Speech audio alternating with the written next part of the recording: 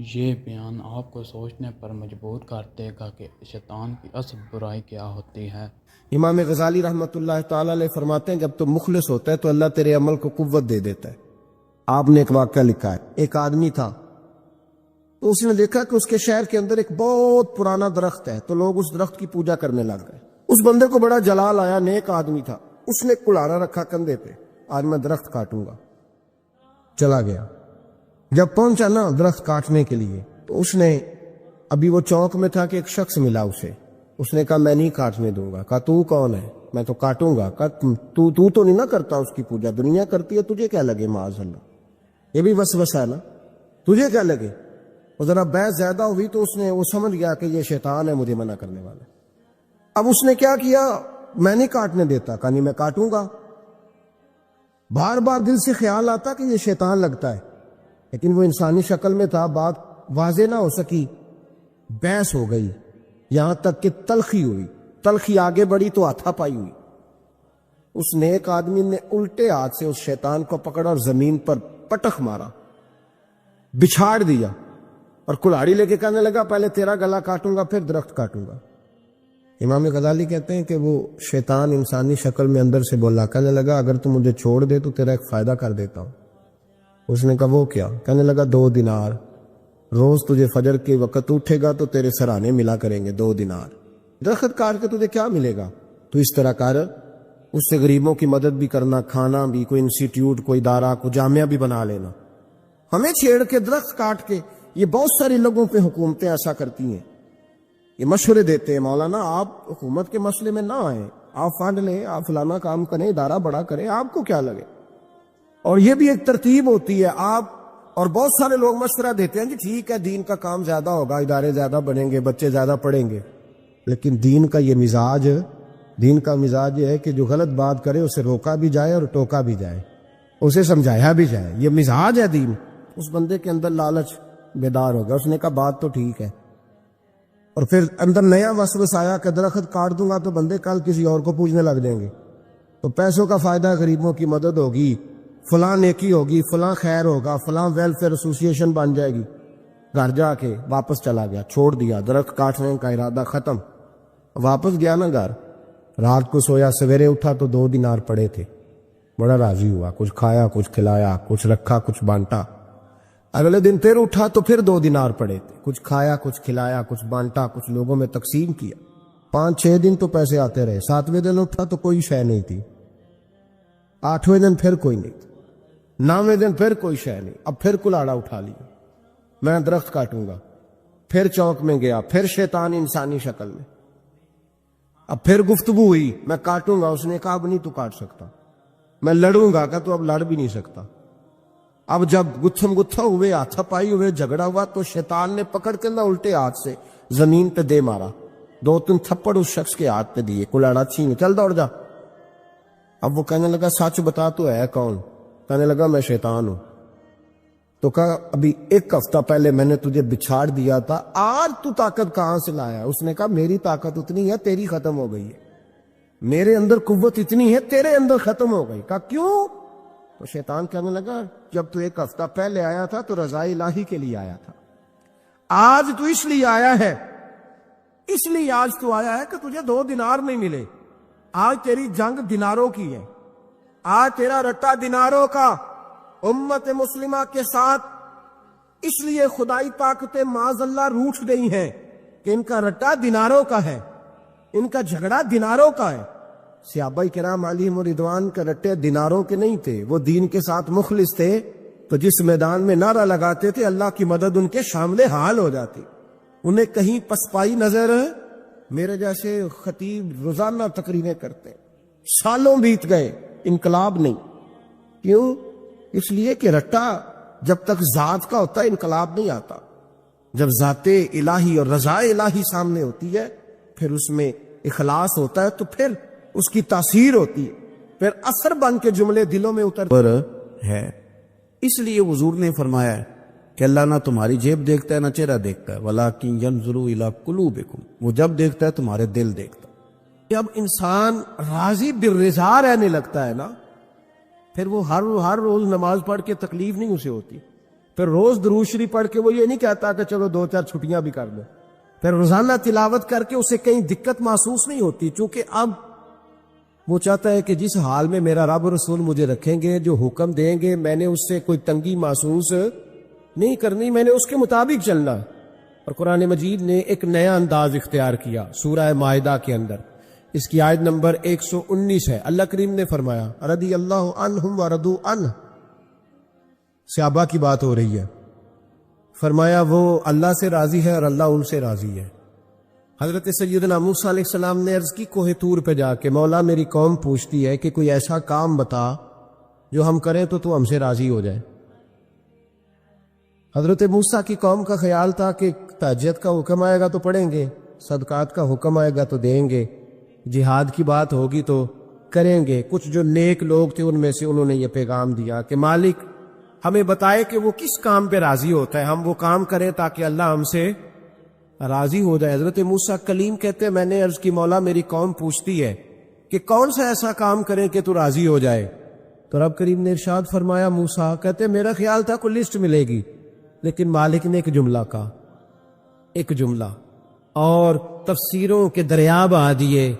عرش کے مالک نے فرمایا موسیٰ ان سے کہو جا کے کہ وہ مجھ سے راضی ہو جائے، میں ان سے راضی ہو جاؤں گا، مجھ سے راضی ہو جائے۔ بندے اللہ سے راضی ہی نہیں راضی ہوتے۔ امام غزالی سے کسی نے پوچھا تھا، امام غزالی سے، کہ حضور اللہ کا بندے سے راضی ہونا کمال ہے یا بندے کا اللہ سے راضی ہونا کمال ہے؟ تو امام غزالی مسکرائے، فرمانے لگے رب تو بڑا ہی مہربان ہے، وہ تو بڑی جلدی راضی ہو جاتا ہے، وہ تو مسجد میں آ کے توبہ کرے تو اللہ راضی، کسی یتیم کے سر پہ ہاتھ پھیرو تو اللہ راضی، وہ تو کسی اندھے کو رستہ دکھایا تو اللہ راضی ہو گیا، وہ تو طوائف نے کتے کو پانی پلایا تو اللہ۔ امام صاحب فرمانے لگے یہ بندہ ہے جو اللہ سے راضی نہیں ہوتا، جس کے پاس اولاد نہیں وہ کہتا ہے چلو ایک بیٹی مل جائے تو میں راضی ہوں، بیٹی مل گئی تو کہتا اب ایک بیٹا بھی ملے تو پھر راضی ہوں، پھر کہتا ہے یہ دونوں اچھی تعلیم حاصل کر لیں تو پھر میں راضی ہوں، پھر کہتا ہے یہ بہت زیادہ پیسے کمائے تو پھر میں راضی ہوں۔ بہرحال راضی ہوتا، لیکن جو راضی ہو جاتا ہے نا، اللہ اکبر، جو اللہ سے راضی سکھی بڑا رہتا ہے، سکون میں بڑا رہتا ہے، مطمئن بڑا رہتا ہے، جو سمجھ لیتا ہے نا کہ جو میرے رب نے بہتر سمجھا وہ میرے اللہ نے مجھے۔ میں کبھی کبھی سوچتا ہوں کہ یار حضرت بلال حبشی نے کوئی عہدہ نہیں مانگا ساری زندگی، انہوں نے نہیں کہا مجھے بھی ایک صوبے کا گورنر بناؤ میری بھی خدمات ہے، مجھے بھی وزیر خزانہ بناؤ میرا بھی کچھ بنتا ہے۔ ایک دفعہ نہیں کہا سیدنا بلال حبشی رضی اللہ تعالیٰ عنہ نے کہ میری بھی کوئی ڈیوٹی ایسی ہونی چاہیے کہ مجھے چلو سپہ سالار ہی بنا دیا جائے۔ ساری زندگی مسجد میں جھاڑو دیا تو اسی پہ راضی رہے، ساری زندگی محبوب کے مہمانوں کا لنگر پکایا تو اسی پہ راضی رہے، ساری زندگی میرے محبوب علیہ السلام کے بچوں کی نوکری کی تو اسی پہ راضی رہے، راضی بالرضا رہے۔ حدیث پاک سنیے، نبی پاک علیہ السلام نے ایک دن صحابہ سے پوچھا کہ تم کیا سمجھتے ہو، اپنے دل کو جب پوچھتے ہو، دل پہ توجہ کرتے ہو تو کیا جانتے ہو؟ تو صحابہ عرض کرنے لگے یا رسول اللہ جب ہم اپنے دل پہ توجہ کرتے ہیں تو ہم سمجھتے ہیں کہ اللہ نے ہمیں ایمان عطا فرمایا ہے۔ تو حضور نے فرمایا تمہارے ایمان کی دلیل کیا ہے؟ ایمان کی کوئی دلیل بھی تو ہوتی ہے نا، ہمارے زمانے میں تو کوئی دلیل نہیں، نماز نہیں پڑھتا پھر بھی میں مسلمان ہوں، روزہ نہیں رکھتا پھر بھی مسلمان، جھوٹ صبح سے شام تک، کہتا خبردار کسی نے مجھے ذرا بھی بات کی سب سے بڑا مسلمان میں ہی ہوں، بددیانتی، دھوکہ، فریب، فرار، لیکن خبردار کسی نے کوئی بات کی سب سے بڑا مفتی میں ہی ہوں۔ جرم سارے پائے جاتے، دلیل کیا ہے بھائی؟ اگر دیکھیں نا، اگر درخت ہے تو دلیل یہ ہے کہ پھل بھی ہے، شاخیں بھی ہیں، لیکن تو صاحب ایمان ہے تو دلیل کیا ہے؟ تو نبی پاک صلی اللہ علیہ وسلم نے صحابہ سے پوچھا کہ تم ایماندار ہو تو دلیل دو۔ تو بڑے خوبصورت تھے میرے محبوب کے تیار کردہ لوگ، عرض کرنے لگے یا رسول اللہ ایمان کی دلیل یہ ہے کہ اگر اللہ ہمیں نعمت دیتا ہے تو ہم شکر ادا کرتے ہیں، اگر کبھی مصیبت آتی ہے تو ہم صبر کرتے ہیں، اور یا رسول اللہ ہم اپنے رب کے ہر فیصلے پر راضی رہتے، ہم اپنے اللہ کے ہر فیصلے پر۔ اب حضور نے رزلٹ کا اعلان کیا تو میرے محبوب فرمانے لگے پھر سنو میں گواہی دیتا ہوں واقعی اللہ نے تمہیں دولت ایمان عطا فرمائی ہوئی، پھر واقعی اللہ نے تمہیں دولت ہے اگر تم اپنے رب پر راضی ہو، اگر تم راضی ہو اس کام پر جس پہ اللہ نے تمہیں رکھا ہوا ہے، اگر تمہیں کسی کو دیکھ کر تکلیف نہیں ہوتی، اگر تم نہ حسد میں جلتے ہو، نہ بغض میں، نہ کینے میں، نہ تکبر میں، نہ احساس کمتری کا شکار ہوتے، اگر تم راضی رہتے ہو کہ میرے مالک نے بہترین زندگی مجھے دی، پھر اس کا مطلب یہ ہے کہ تم صاحب ایمان ہو۔ ہمارے زمانے میں لوگوں کی وہ تکلیفیں صبر نہیں ہے، سکون نہیں ہے، بے چینی سی ہے، بے قراری سی ہے، معاشرے میں ایک عجیب سی ہلچل ہے۔ ہر آدمی سمجھتا ہے کہ وہ سامنے والا جو شخص ہے نا وہ بڑا سکھی ہے اور میں بڑی تکلیف میں ہوں۔ میں رات اپنے پیر بھائیوں کو سمجھا رہا تھا، میں کہہ رہا تھا یاد رکھنا جس آدمی کا عہدہ بڑا ہوتا ہے نا اس کا زخم بھی بڑا گہرا ہوتا ہے، اس کا زخم بھی بڑا، ہاں وہ کسی شاعر نے، شعر اردو کا ہے اور تھوڑا وقی تھا شاعر بھی، تو بات بھی اس کی تھوڑی وقی ہے، چلیں آپ سیانے لوگ ہیں آپ کی سمجھ میں آ ہی جائے گی۔ اس نے کہا تھا کہ ہجوم غم میں بھی توہین ضبط غم نہ ہوئی، ہجوم غم میں بھی توہین ضبط غم نہ ہوئی، ہم اس احتیاط سے روئے کہ آنکھ نم نہ ہوئی۔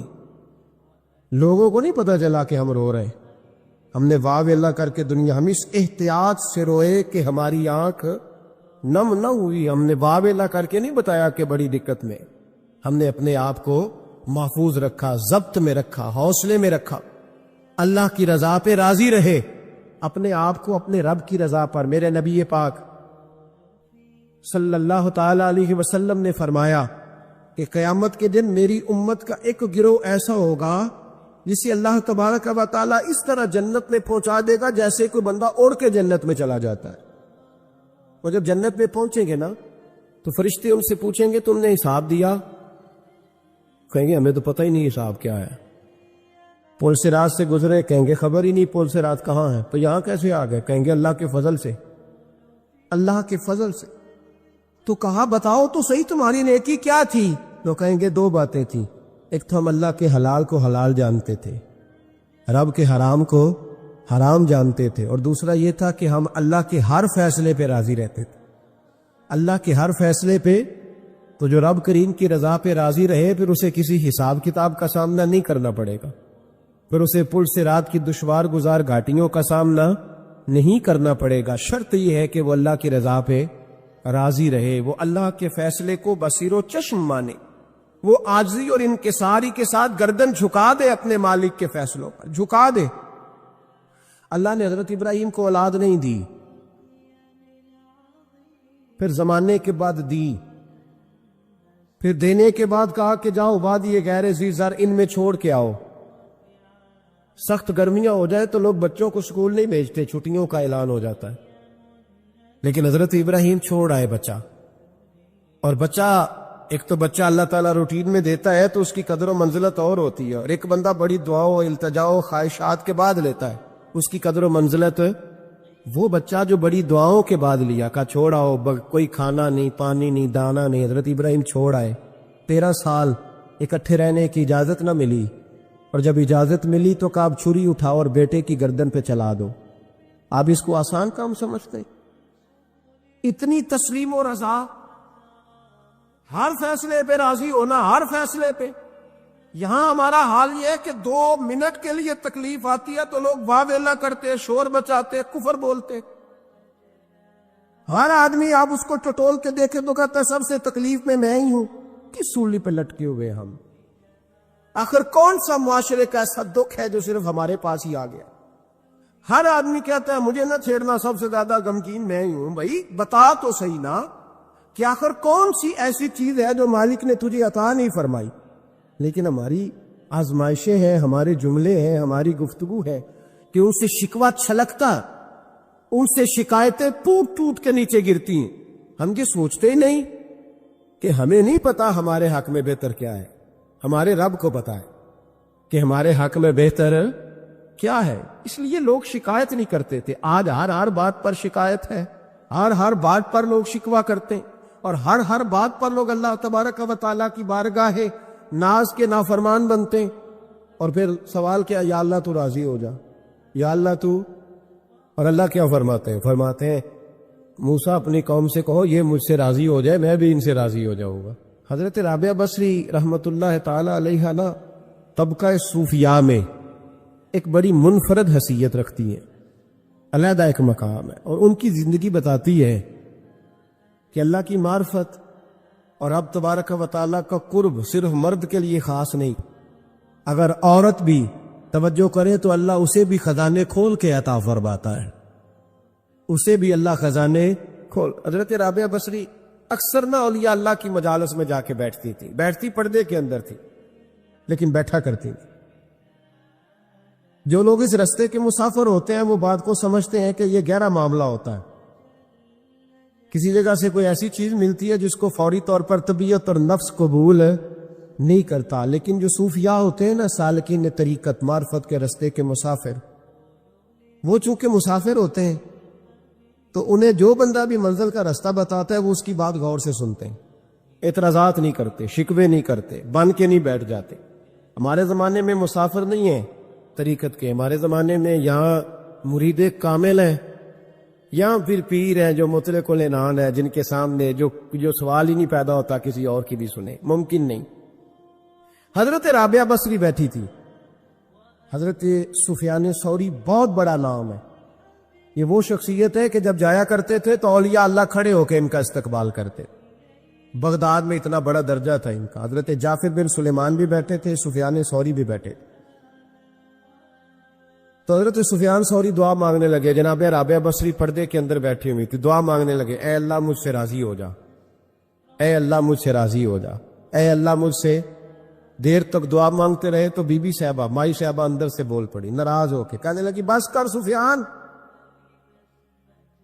کیا دعا مانگ رہا ہے تو، کب سے میں سن رہی ہوں، بس کر۔ کیا ہوا، تو کیوں ناراض ہوتی ہے؟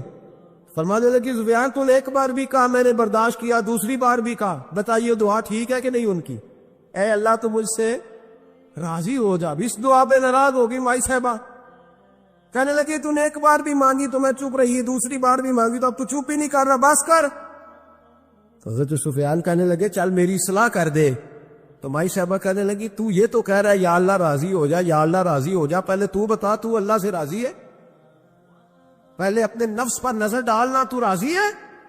روز نہیں مانگتا کہ 2 کروڑ چاہیے، 6 کروڑ چاہیے، انسان کا نفس روز نہیں کہتا بڑی گاڑی چاہیے، روز نہیں کہتا میرے بھی ٹھاٹ باٹ ہو، میں بھی بڑی گاڑی میں کھڑے ہو کے لوگوں کو ہاتھ لہرا کے لیڈر بنوں، روز نہیں کہتا میرا بھی بڑا نام ہو۔ پہلے بتا نا تو راضی ہے؟ حضرت سفیان ثوری نے جب بات سنی تو جھگڑا نہیں کیا بلکہ اللہ اکبر کہا اور چیخ مار کے رونے لگے، کہنے لگے رابعہ تو سچ کہتی ہے، ابھی تو میں اس منزل تک نہیں پہنچا کہ میں رب سے راضی ہو جاؤں تو میں اسے راضی کرنے چلا ہوں، تو سچ کہتی ہے۔ قریب ہی حضرت جعفر بن سلیمان بیٹھے تھے، وہ بی بی رابعہ کے پاس گئے، کہنے لگے مائی صاحبہ مجھے تو بتا دے آخر بندہ اللہ سے راضی ہوتا کب ہے، یہ منزل شروع کب ہوتی ہے؟ تو آپ فرمانے لگے اس وقت کہ بندے کا جو حال نعمت ملنے پہ ہوتا ہے نا، جب وہی حال اس کا مصیبت آنے پہ ہو تو پھر سمجھو وہ اپنے رب سے راضی ہو گیا، پھر وہ اپنے رب سے۔ یہاں لوگ راضی نہیں ہیں، نہ شریعت کے حکم پر راضی ہیں معاذ اللہ، نہ دین کے آنے پر راضی ہیں، نہ نفاذ شریعت پر راضی ہیں، نہ لوگ اپنے ہر معاملے میں۔ دیکھیں نا کبھی کبھی تکلیف ہوتی ہے، کئی دفعہ لوگ بات پوچھنے آتے ہیں تو دل کرتا ہے انہیں ڈانٹ چھڑک دیں گے، طلاق کا مسئلہ پوچھنے کے لیے لوگ عالم کے پاس آ جائیں گے، طلاق کا مسئلہ پوچھنے۔ سوال یہ ہے کہ تو نے شادی سے پہلے کسی عالم سے رابطہ کیا تھا کہ مجھے بتائے بیوی کے حقوق کیا ہیں، اس کے ساتھ وقت گزارنا ہے میں نے تو کس طرح کے حقوق میں نے ادا کرنے ہیں، شریعت مجھے کیا حکم کرتی ہے؟ پوچھا تھا کسی عالم سے؟ دین کی ضرورت پڑی تو دین کے پاس آئے، لیکن دین کو عمل کرنے کے لیے کبھی حاصل ضرورت پڑی تو آ گئے، حاجت ہوئی تو آ گئے، طبیعت لگی تو آ گئے۔ میں درجنوں بار کہہ چکا ہوں کہ جب کسی آدمی کے پاس لاکھوں روپیہ ہوتا ہے تو کسی پیر کے پاس نہیں جاتا کہ حضرت صاحب بڑے پیسے ہیں بتائیں شکر کیسے ادا کروں، لیکن جب ذرا دقت آتی ہے، حالات خراب ہوتے ہیں تو ہر پیر کا دروازہ کھٹکھٹاتا ہے، کہتا ہے کوئی تعویذ دے دے۔ تو بتا جب تیرا دین کے ساتھ صرف تکلیف کا رشتہ ہے تو راضی بالرضا کب ہوگا؟ کب تو راضی ہوگا اپنے رب کے معاملات میں؟ کب تو راضی ہوگا؟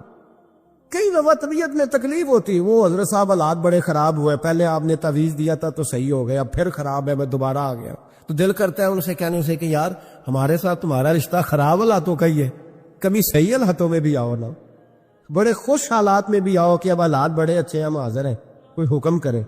خدا را راضی بالرضا رہنا سیکھے۔ انس بن مالک رضی اللہ تعالیٰ عنہ کہتے ہیں 10 سال حضور کی بارگاہ میں رہا، 10 سال، اور 10 سال میں نے حضور کے گھر میں نوکری کی۔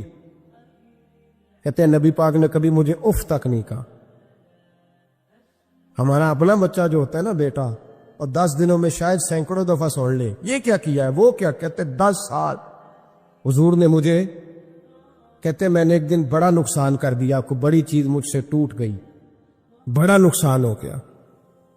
تو فرماتے ہیں کہ نبی پاک صلی اللہ علیہ وسلم کی ایک زوجہ محترمہ مجھ پر جلال کرنے لگی، اور ان کا جلال بالکل بجا تھا، ان کا غصہ بالکل ٹھیک تھا، اس لیے کہ میں نے واقعی بڑا نقصان کیا تھا۔ کہتے ہیں وہ جب جلال کرنے لگی نا تو محبوب تشریف لائے، کیا ہوا؟ کہا یا رسول اللہ یہ دیکھیں اس نے کتنی بڑی چیز توڑ دی۔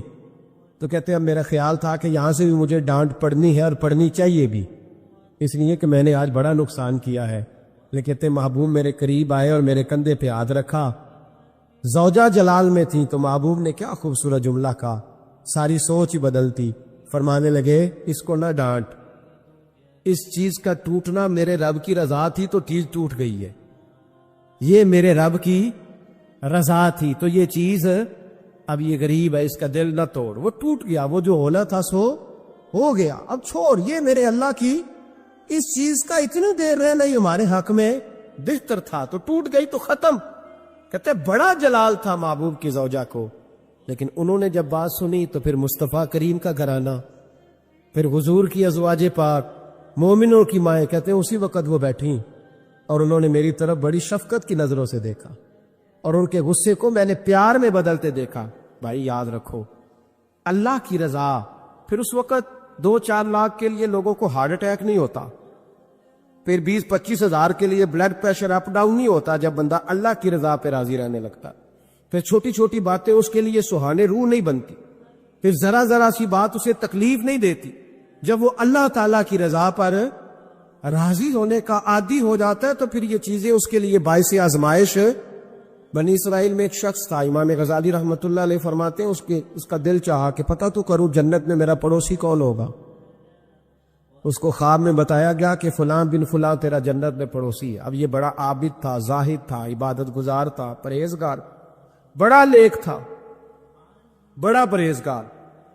یہ سفر کر کے اس کے پاس گیا، اس کو جا کے کہنے لگا میں تیرا مہمان نہ بن جاؤں، 2-3 دن کا بن جاؤ۔ کہتے میں 3 دن اس کے ساتھ رہا، میں اس سے زیادہ نوافل پڑھتا تھا، زیادہ صدقات و خیرات کرتا تھا، زیادہ عبادات کرتا تھا، وہ تو میرے مقابلے میں کچھ بھی نہیں۔ 3 دن کے بعد میں آنے لگا تو میں نے اس کو کہا یار میں ایک مقصد کے لیے آیا تھا تیرے پاس۔ اس نے کہا بتائیے۔ میں نے کہا کہ میرا آنے کا مقصد یہ تھا کہ میں دیکھوں تو کون سی ایسی عبادت کرتا ہے کہ جنت میں تو میرا پڑوسی بنے گا، لیکن تیری عبادات ریاضت میں تکبر نہیں کرتا، لیکن میں نے کوئی خاص چیز دیکھی نہیں، کوئی خاص بات ہے تو مجھے بتا دے۔ تو بندہ کہنے لگا کوئی خاص بات نہیں، ہاں ایک چھوٹی سی عادت ہے میرے اندر، چھوٹی سی عادت۔ بڑے لوگ کبھی بھی اپنی باتوں کو بڑا نہیں سمجھتے، کہ ایک چھوٹی سی عادت ہے، کہ وہ کون سی؟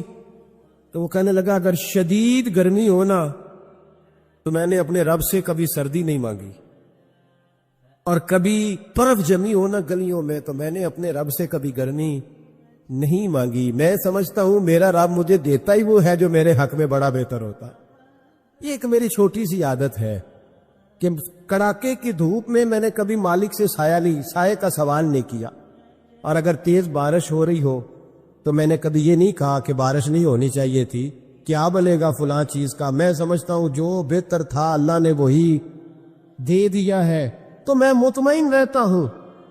تو عابد وہ نیک آدمی وہ اللہ کے ولی کہنے لگے کہ چھوٹی سی عادت نہ بتا، تیری یہ وہ عادت ہے جس کی وجہ سے رب تجھ سے راضی ہو گیا ہے، اللہ تجھ سے راضی ہے تیری اس عادت کی بنا پر۔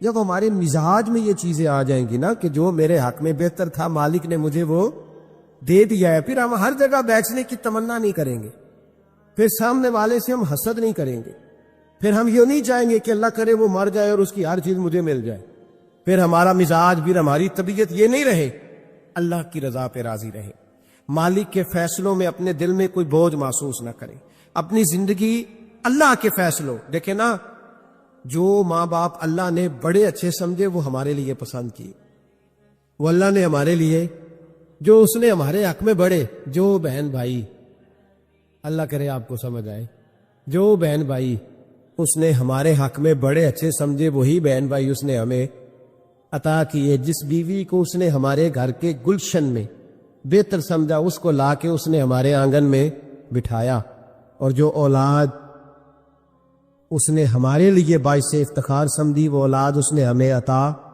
فرمائی۔ حضرت نوح علیہ السلام کا بیٹا کافر ہو گیا، پر کسی جگہ انہوں نے شکوہ نہیں کیا کہ مالک یہ کافر کیوں ہوا، اللہ کے قبضے میں ہے نا، دل پھیر سکتا ہے نا، مقلب القلوب ہے، لیکن حضرت نوح نے دعا اللہ کی رضا پر راضی رہے، اپنا مزاج بدلے، تاکہ معاشرے میں یہ جو گھٹن ہے، یہ جو ٹینشن ہے، یہ جو جھگڑا ہے، یہ جو چھینا چھانی ہے، یہ جو ایک دوسرے پر لوگوں کی نظریں ترشی ہیں، یہ ختم ہو، سمجھیں کہ میرے حق میں جو بہتر تھا مالک نے وہ چیز مجھے عطا کر دی۔ میں اکثر کہتا ہوں اپنے دوستوں کو، میں کہتا ہوں مجھے ایسے لگتا ہے جو سب سے اچھے ماں باپ تھے وہ اللہ نے مجھے عطا فرمایا، اور جو سب سے بہترین اساتذہ تھے نا ان کا دروازہ اللہ نے مجھے عطا فرمایا، اور جو جس شیخ جس پیر کو اللہ نے سب سے زیادہ شان عطا فرمائی اس کا دروازہ اللہ نے مجھے دکھایا، اور اس کے بعد اتنے تابع دار شاگرد میں نے کسی کے نہیں دیکھے جتنے مجھے ملے، اور اتنے وفادار پیر بھائی اور مرید میں نے کسی کے نہیں دیکھے جتنے مجھے ملے۔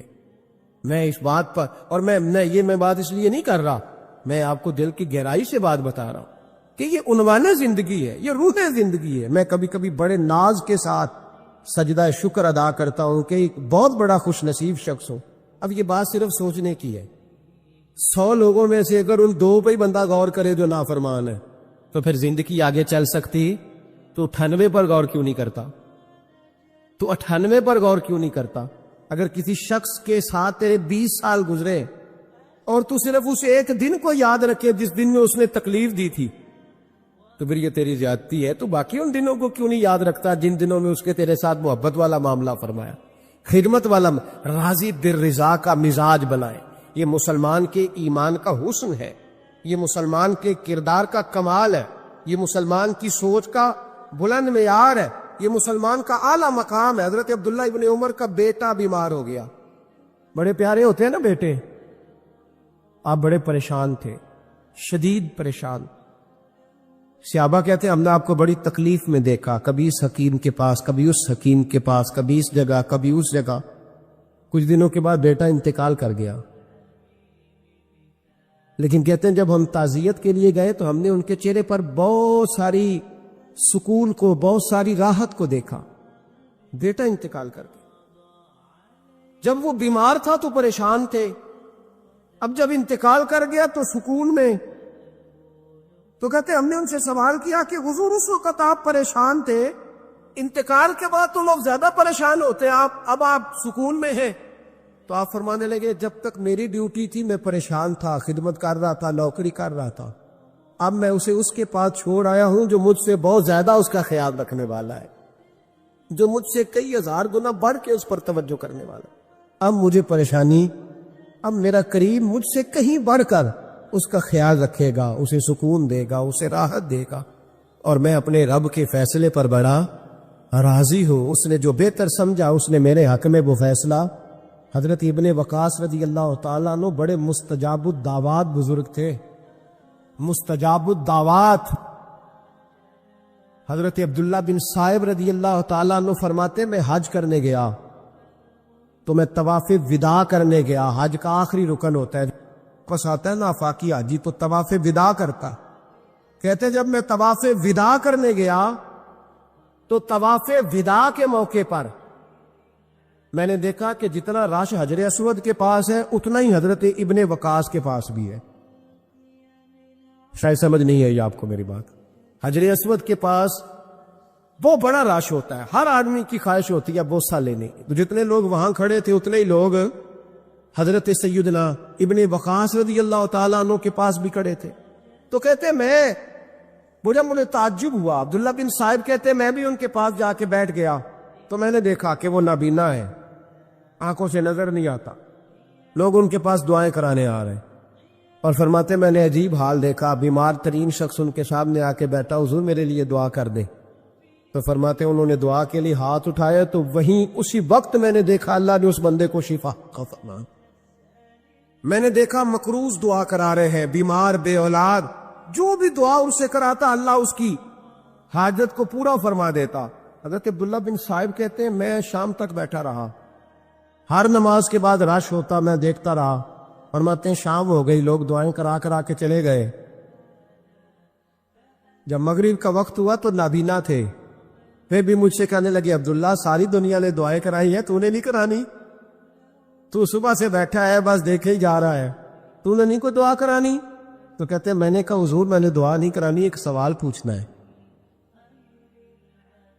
تو فرمانے لگے پوچھو. تو میں نے کہا حضور سارا زمانہ جو دعا کراتا ہے اور اللہ آپ کی قبول کرتا ہے, تو ایک دعا آپ اپنے لیے بھی کر لیں, اللہ آپ کو آنکھیں عطا فرما دے. مالک جو قبول کر رہا ہے تو ایک کر لے اپنے لیے بھی. میں گڈی تے ہاتھ ڈور سجن دے, او جنج رکھے اونج رہنا ہے, او جنج رکھے اونج رہنا ہے. واجب نہیں جے وچ شریعت مندہ قسم نو کہنے لگے ایک دعا اپنے. اعوذ باللہ من الشیطان الرجیم, بسم اللہ الرحمن الرحیم, الحمد للہ رب العالمین, الرحمن الرحیم, مالک یوم الدین, ایاک نعبد و ایاک نستعین, اہدنا الصراط المستقیم, صراط الذین انعمت علیہم غیر المغضوب علیہم ولا الضالین, آمین.